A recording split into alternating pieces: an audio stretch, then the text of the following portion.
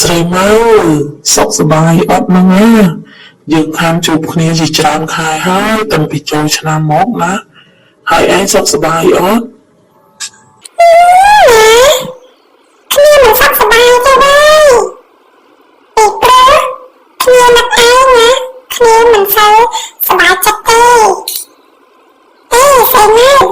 ខ្ញុំពិតជាសប្បាយចិត្តណាស់នៅពេលឮថាឯងស្អីម៉ៅ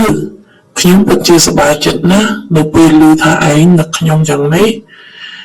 ស្អីម៉ៅខ្ញុំមានរឿងនិយាយប្រាប់ឯងណារឿងនោះពិតជាសំខាន់ខ្លាំងណាស់បុរាតើមានរឿងអ្វីហ្នឹង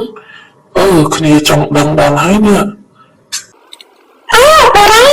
តើមានរឿងអ្វីហ្នឹងគ្នាចង់ដឹងដល់ហើយនេះស្អីម៉ៅខ្ញុំស្រឡាញ់ឯងណាស្អីម៉ៅតើឯងគិតយ៉ាងម៉េចដែរហ្នឹងខ្ញុំស្រឡាញ់ឯងតើឯងស្រឡាញ់ខ្ញុំអត់ហ្នឹងថាម៉េចបុរាឯងស្រឡាញ់ខ្ញុំម៉ៅឯងនិយាយមកនេះឯងគិតច្បាស់អត់ទេណាគ្នាគិតច្បាស់ហើយណាតើឯងសម្រេចចិត្តបានហើយឬនៅចាខ្ញុំក៏ស្រឡាញ់ឯងដូចគ្នា